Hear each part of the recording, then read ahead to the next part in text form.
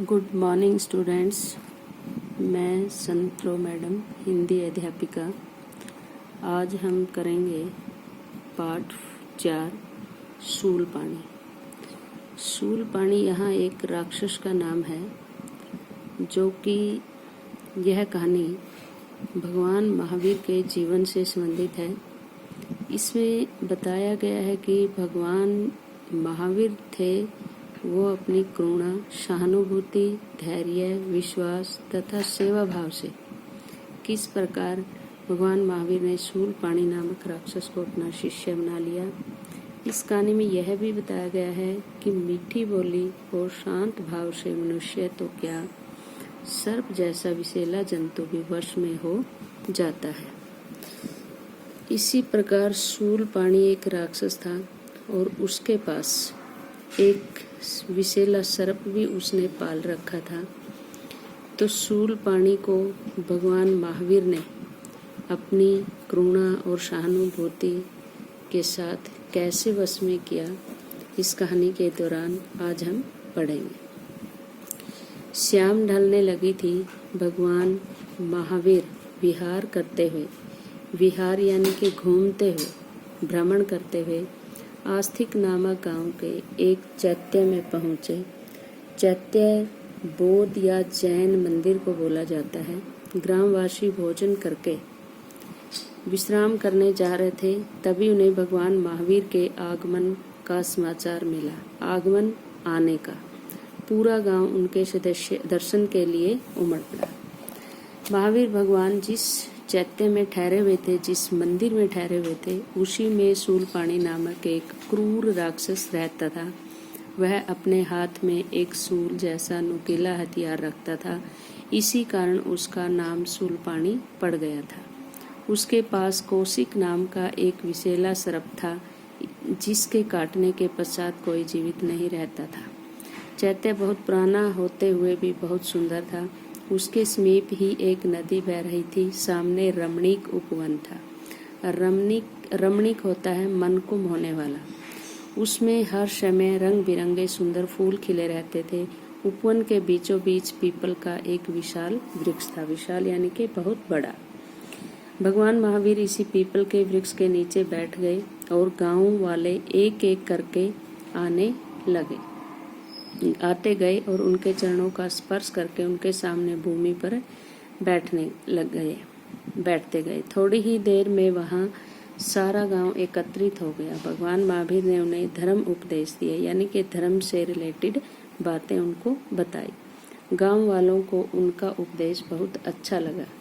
उपदेश की समाप्ति पर भगवान महावीर ने लोगों से अपने अपने घर जाने को कहा, पर वे अपनी जगह से हिले तक नहीं। गांव वालों ने उनसे गांव में चलने का आग्रह किया।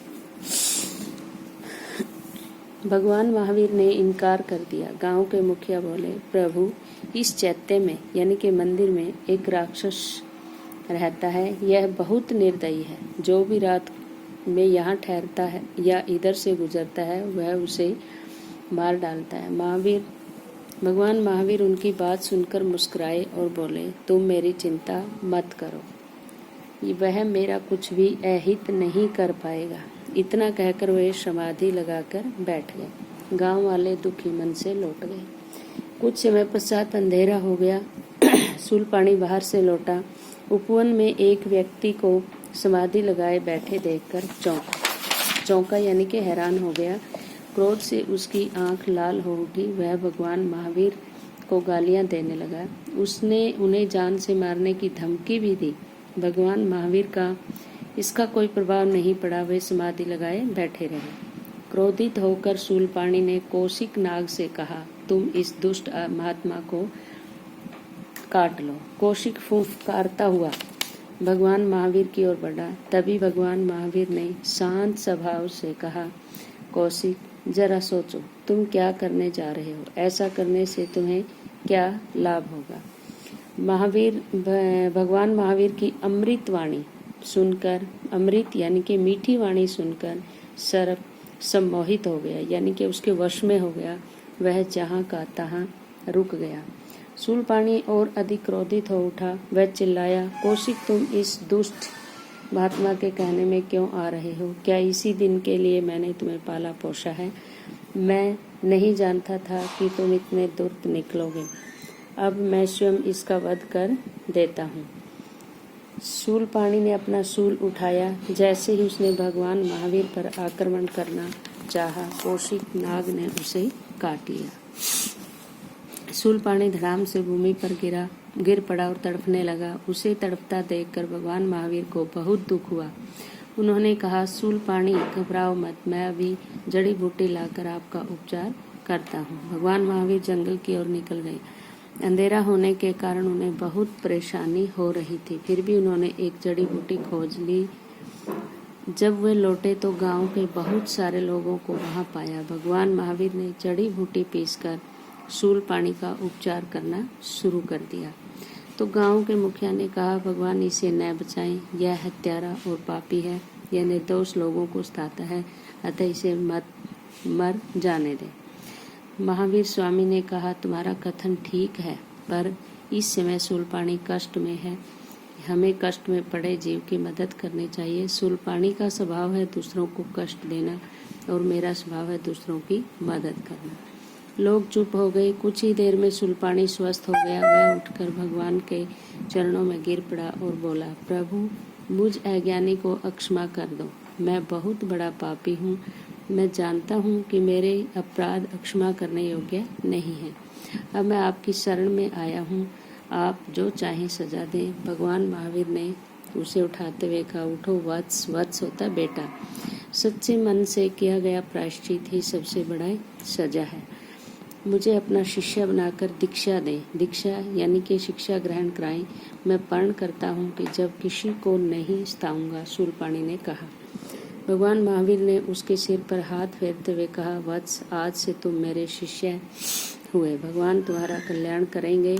मानवता की सेवा करना ही सबसे बड़ा धर्म है। यही तुम्हारे लिए दीक्षा है। महावीर स्वामी ने दीक्षा पाने के उपरांत बाद शूलपाणी का जीवन दर्शन ही बदल गया। अब वह परोपकार में जीवन व्यतीत करने लगा।